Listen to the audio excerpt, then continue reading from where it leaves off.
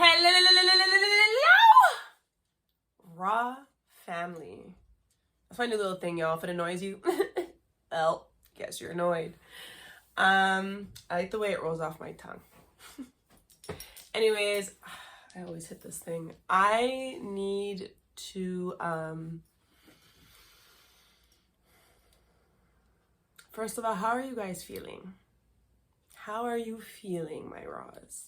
I hope you guys are good. I hope you guys are stabilized. I hope you guys are getting grounded. I hope you guys are learning to not, let your anger get the best of you. I hope you are learning. I hope so, man, because me putting myself out there like this and all this stuff, like, it's gotta be for something. Anyway, today we're gonna be doing a couch confession regular edition, y'all. This is a couch confession that I'm gonna fidget because it makes me more comfortable. This is a couch confession that I've avoided. I knew that I was gonna talk about it, but I also know that it is quite sensitive, and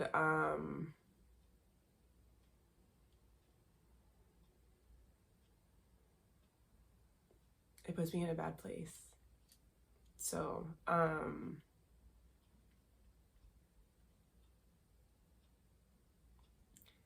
let's just get it done. So, my couch confession today is going to be about domestic violence. And I'm going to highlight 3 aspects of it. And the first is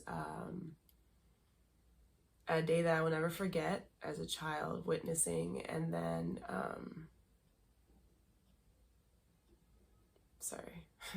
and then the second one will be about my first experience, then experiencing a man putting his hands on me, and then the third aspect of it that we're going to talk about, just to kind of like bring it together, because I don't want to leave you guys in like a low will, like, like sad space. Just like how it affects your mental. And yeah. Okay, so if you ever went to high school with me, you've probably heard this story before.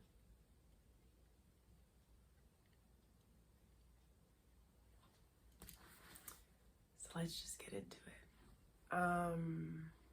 Okay. So I'm just gonna say about 8 years old was a really rough year. It was like one of the roughest years of my life.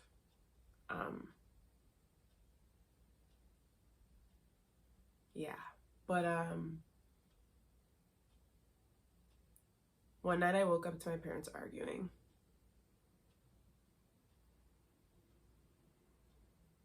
That's all I'm gonna say with that. And my room is here, my brother's room is beside me, and then our parents' room is like down the hall. And I remember hearing the yelling and stuff, so I jumped up out of bed. And I realized my brother didn't open his door, so I was like, okay, cool. But then by the time I got to the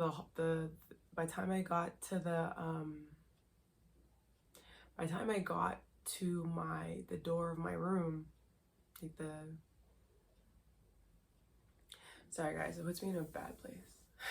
By the time I got to the door, my parents' door like flung open, and my mom was like storming out of the room, and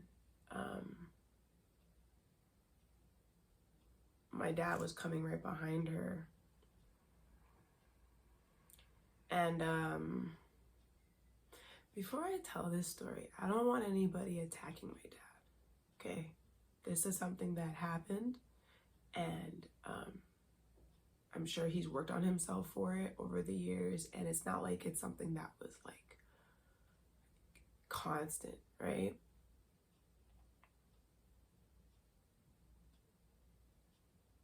So let that man live. Like, what's done is done.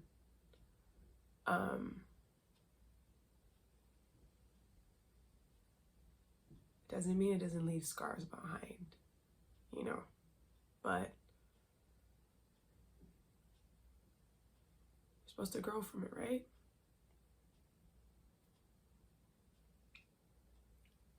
Anyway, I already know I'm gonna get emotional, so I'm trying to keep it at like a level. Yeah, my mom was storming out of the room, and I could see her like coming toward me, like storming out, and he started storming behind her, and she opened my brother's door.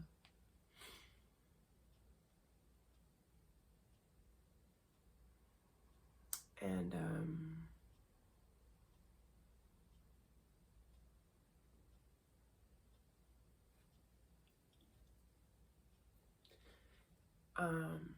I went in like after them, like, you know, like, I don't know, even when you're a kid and your parents are being like physical with each other, you try to like help, but they're like so big and you're like so small.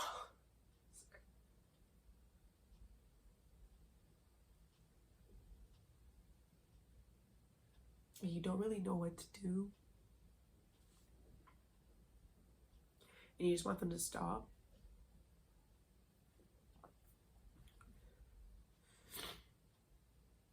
And you know, like, it doesn't matter how much you like yell or scream or like, dad stop, or like,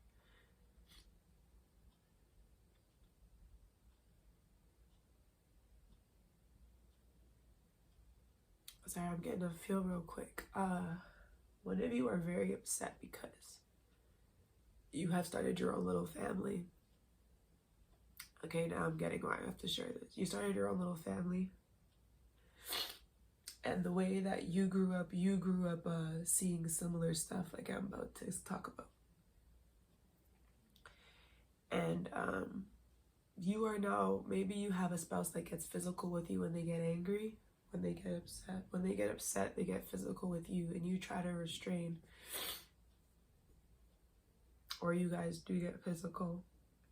It's hurting you because you feel like you're repeating the very same thing, that so you feel like you're putting your kid through what you went through. Yeah, you need to break that cycle now.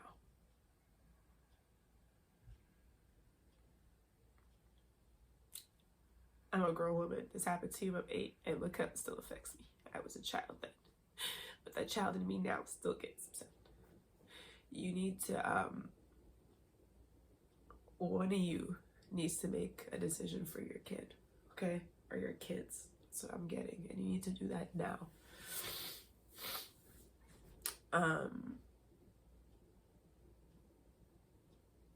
Okay, yeah, thanks. So, for whoever that was. Anyway,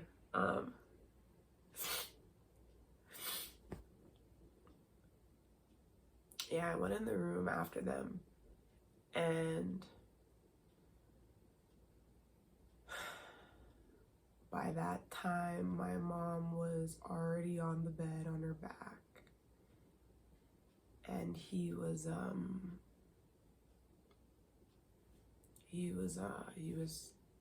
choking her. And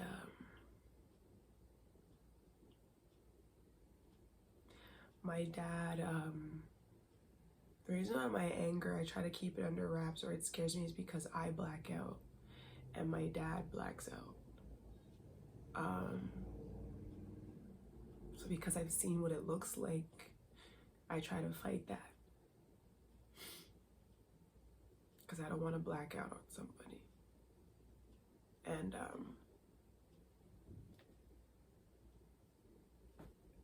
he must have been blacked out, because he would not stop choking her.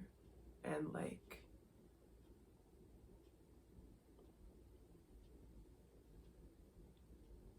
I remember like holding on to my mom's head she was getting like blue and stuff. And he was just blacked out. Like he couldn't even hear us. We were like screaming, "Dad, stop!" and like, "You're gonna kill her," and like he just.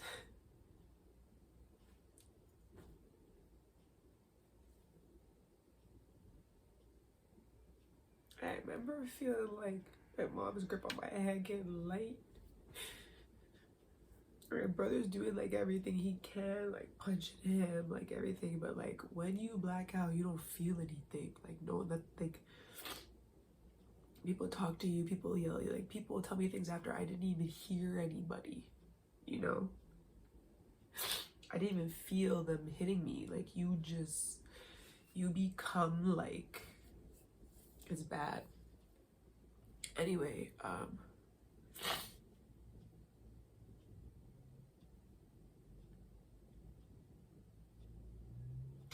when I started to feel her grip getting weak, I started to get scared. Because I was like, oh man, like, my dad's really about to kill my mom. I know he doesn't mean it. It's really fucked up to try to process as a kid.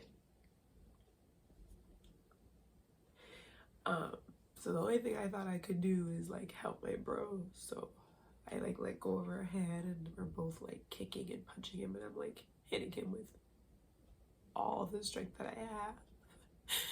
And my bro's doing the same, and we're just trying to get him like to snap, like get out of it, like let her go.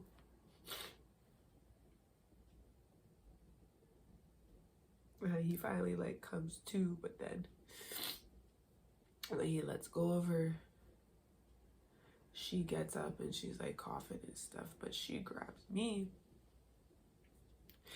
and starts like running out of the room with me, right? But because he's still like, you know, he just directs his stuff towards my brother. So while she's running out with me, my dad's just like picking him up and like, you know. And my brother, I remember screaming for my mom, and my mom like closed the door on the way out, and I started screaming for my brother because like I can hear but I can't see. And I want my bro to be okay too. And again, like I know he doesn't need it. So like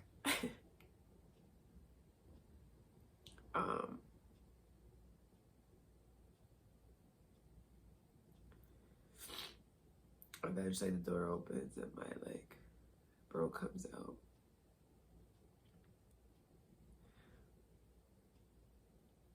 Long story short, she packed us up in the car and we sped off to grandma's.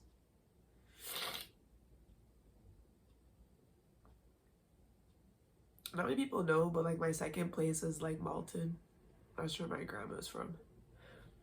That's where my auntie's from that I'm so close with. So we spent a lot of time in Malton.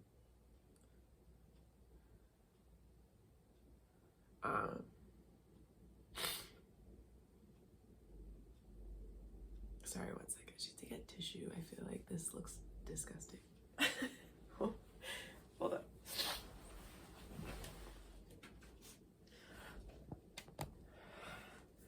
Okay, I don't know. Ignore the glare. I have to finish this because I'm not recording this bad boy again. I finally did it and that's it. So,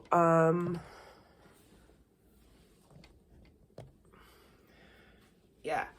So, I don't want to get too much into that anymore. Point is, that's my first ever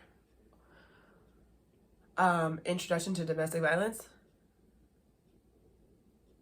I kept that short. I don't want to get into no detail. I don't think there's no need for detail. It's already sensitive enough.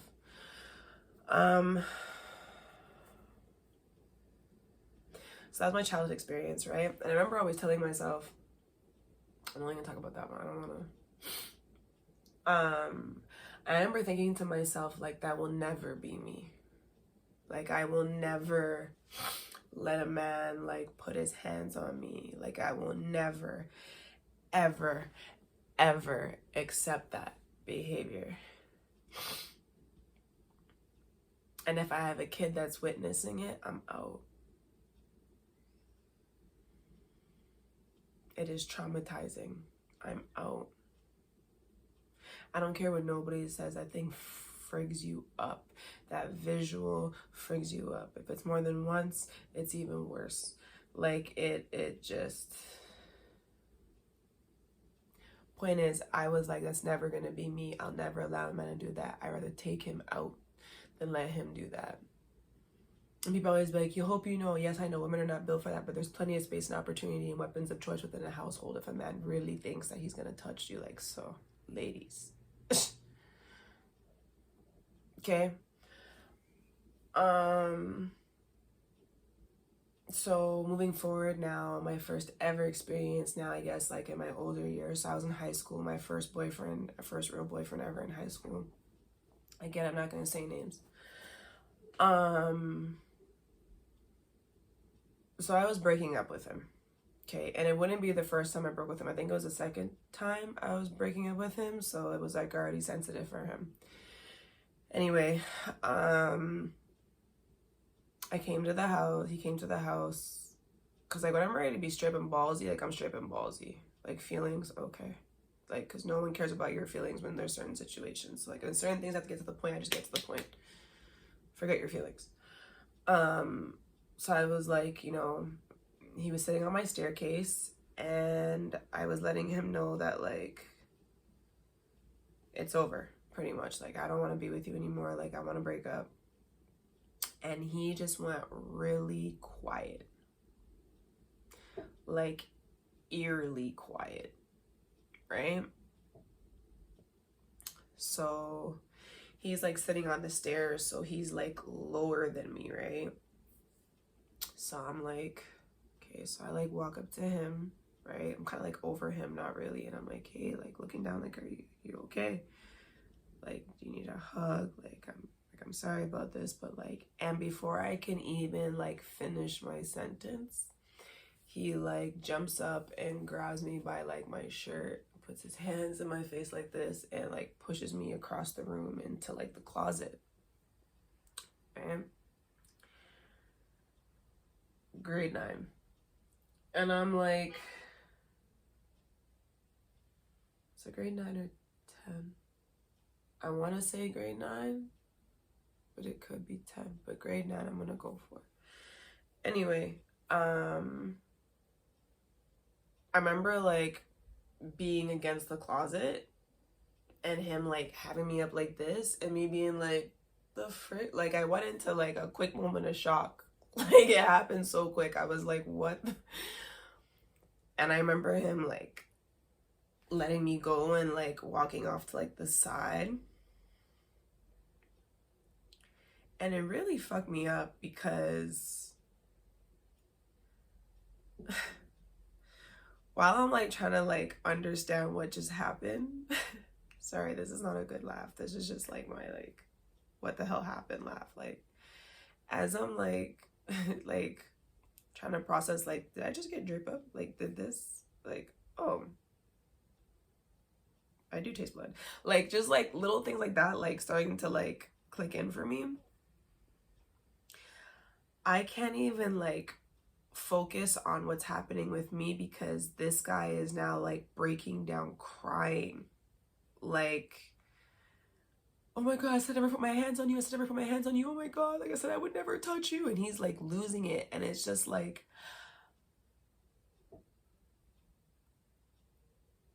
I look back at it now and it's like, I was genuinely just in shock. Like, I didn't even know how to like, I just remember once, like, I literally just remember doing this, like, say my shirt was all like, I just remember like fixing my shirt while he's crying and freaking, I'm so sorry. I'm just like, and just like fixing myself. I'm like sucking on my mouth. And I remember just looking at him. And it's like everything I was livid. Like, I remember yelling and screaming, yo, get out. And he was like, no, oh my God, like, I'm so sorry, like begging me to like not leave him, to like not leave, to that kid. Like, what? Of course I'm leaving. What? What just happened? We're done. Like, we are more done than done now. Like, what? Get out. And he's like, I'm so sorry, I never meant that. It's because having like a full like toddler breakdown cry, right?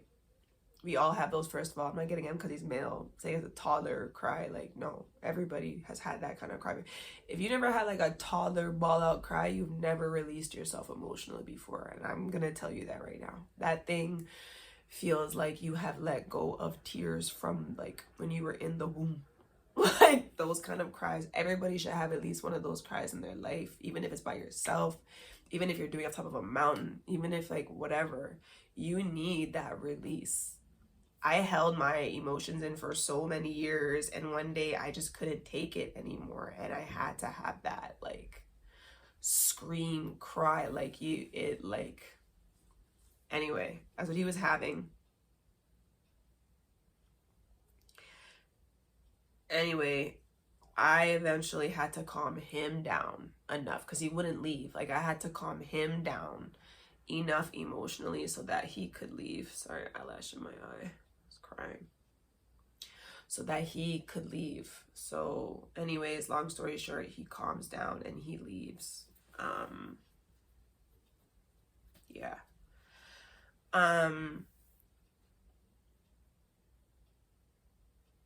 Here's the thing about that, right?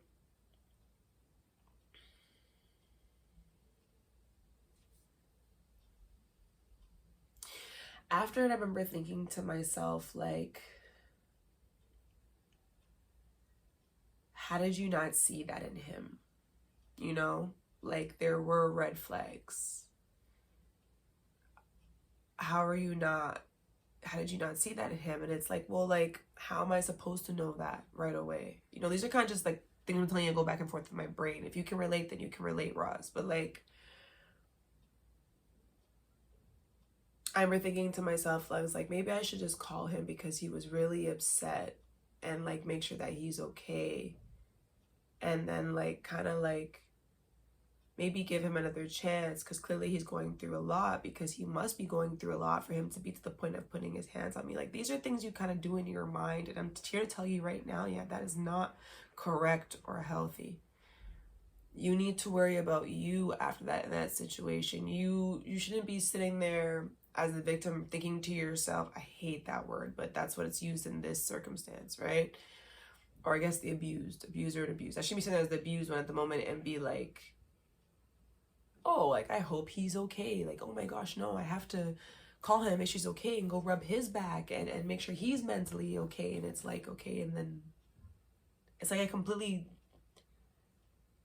I blocked out what was going on with me because I didn't even want to deal, because I would have to go way too far back to that day and work my way through all these emotions to hear and be mad at myself for saying I'd never let a man do this to me, and I'm letting it happen to, it was almost easier for me to just focus on, is he gonna be okay?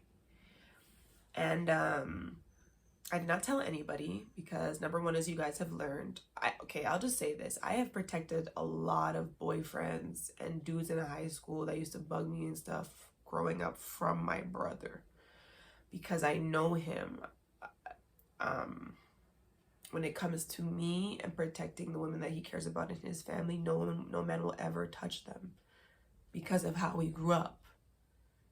He would never, ever, you know? So I didn't say nothing to my bro. I wanted him to be okay and in safe standing and in one piece, and my bro to also, you know, be him, stay safe, and be a dad. So I also didn't tell my dad. I didn't tell anybody, okay?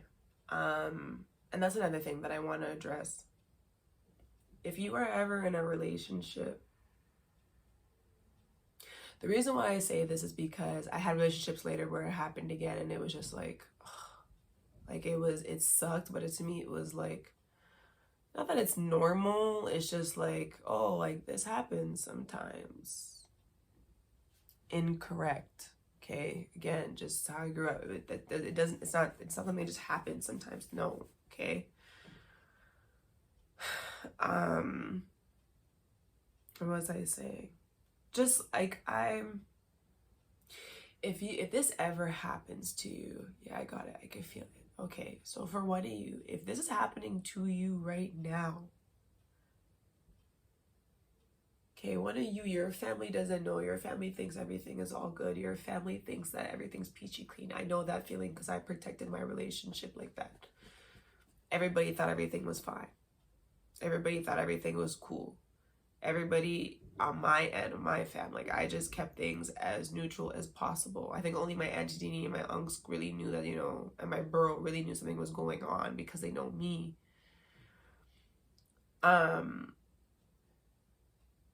Talk to somebody about it.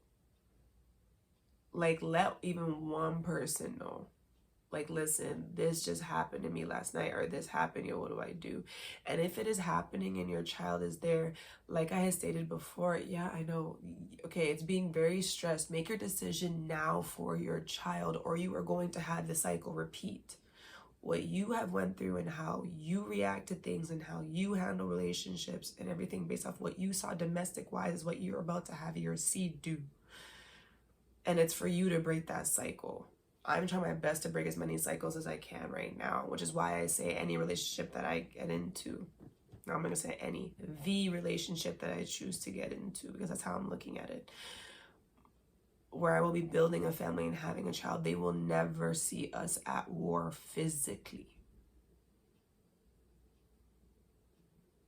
Understand what I'm saying, Roz. Your children should never see you at war physically. There's no excuse. There's no if, ands, or but. There's no, oh, she punched me and then I had to. So then guess what? One of you needs to move, or one of you makes to make a decision, because you should not have your child watching you two war physically. It is disgusting on your part as their parents and as their guardians and as their protectors. Are you hearing me? Okay, and I'm being told to tell you very direct, like how I just told you. Not happy. Thank you. Okay, so, okay, maybe that's why it's so important that I share this, all right? Mentally, you are going to blame yourself sometimes. I did that. Mentally, you are going to think, what can I be doing to make him not do this? Or what can I be doing to make it easier when he has one of these moments? Stuff like that, right? Been there, okay? Either they're going to get the help that they need to do to take care of themselves and make themselves stop being physical, whatever it may be, and you have to do the same for yourself to not allow yourself to be put in those situations or have your children witness it on a regular basis. A regular basis.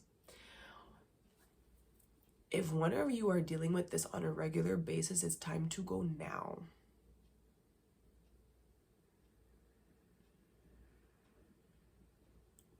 Please. I'm being told to stress that. Okay? Please. It is time to go now. Okay? It's not next week. It's not, oh, I should get a little bit of money. It's not, oh, I should. No. No. It affects your kids. It affects their relationships. It affects their mindset. And it affects what they think is okay and what's not okay. Okay? Okay. Do that for MELO. Okay? Forget me. Do that for your seeds. Okay? Do that for your kids. Okay? If you have someone that is being verbally abusive all the time, I've always wondered this. A man has daughters, right? He's sitting there laying into women 24/7 in front of that daughter, but then you expect her to go find a man that talks to her nicely? What? You expect her to go find a man that is not going to put his hands on her when that's all that she's seen you do? Come on, guys. Like I said, at one point I was like, oh, this just happens. And I had to be trained that, like, no, that doesn't just happen. Like, that's what happens when there's immaturity and inability to have a conversation. People just don't know when not to push people's certain buttons. Let me tell you something. When you are dating somebody, married, whichever, you know your partner's button. You know their button. Let's not act like we don't know their button. You know each other's buttons. You've been with each other long enough for years. You know each other years enough to know their buttons. Okay? If you continue to poke that bear and continuously push that button, you know what you are doing. Does it make their reaction okay? Absolutely not. But how about the both of you just stop and grow the hell up? How about the both of you just take a time out for yourselves? Put your own damn selves on time out, like 2 4-year-olds in a corner. Maybe you go for a drive, another person goes to their own thing. My dad used to go for drives and just leave the house, just speed off in the whip and gone to cool off. My mom used to go do her own thing. Whatever you need to do. I have sped off plenty of times where I felt like I'm about to tell this whole entire house about themselves and their whatless bag of bag son. Like, no, before you do any of those kinds of things or push those buttons or become disrespectful, and trust me, I've gotten disrespectful a few times before I had to realize, grow the hell up, Melody. Grow up. Make space for yourself or realize that this is not for you. But I'm not going to sit here and repeat the cycle. For what? Roz, for what? What are you doing it for? What? What's it doing? What is it doing? What is it doing? It's okay to tell yourself, damn, I went and got a kind of relationship like I was used to seeing, even though I saw that failed and it wasn't healthy, and I just redid the same thing. Because you know it's how daddy rolls, this is how I'm gonna roll. Or this is how mommy used to do it, so this is how I'm just gonna deal with it. No. Alright, guys? Alright. I got it out of the way. I am done. We will never be addressing this again. Unless we have to. I made it through 3 different tissues later, but we're all good.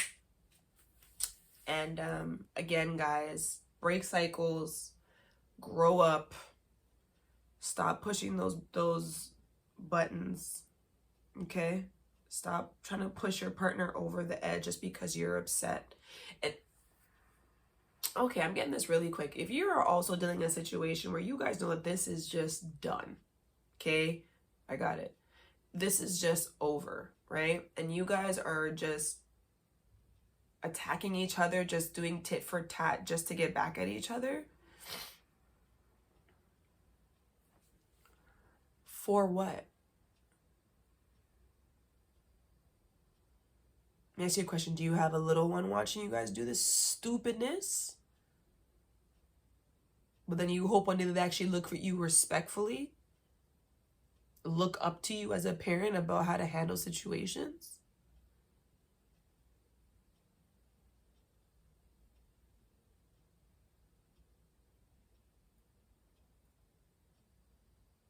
I don't know why I had to ask that.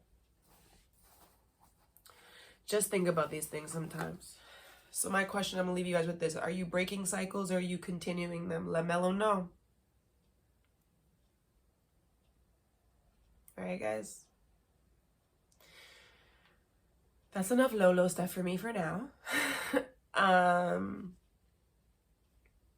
Yeah.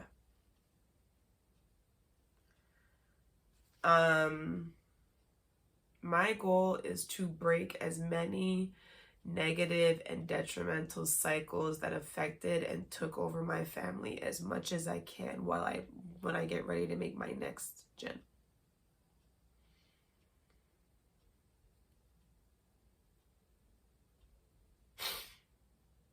And I'm not saying I'm gonna be the best, I'm gonna be perfect. Every parent makes mistakes. Like, it's not like you're gonna have everything. Like, I don't want you to sit there and beat up yourself because this has happened in front of your kids once and you think, oh my gosh, she's like, know that yes, it will affect them. I've seen worse things, but this is what I want to focus on, what I want to focus on. It will affect them. But you just have to know how to, you have to know how to forgive yourself, move forward, and actually make the effort to not have them be repeated. And that's really it. All right, guys, we're at 37 minutes and I am just done crying for the day. So I always tell you guys 2 things. That is spread love and always keep it raw. And I will see you guys next time. All right, guys? Bye.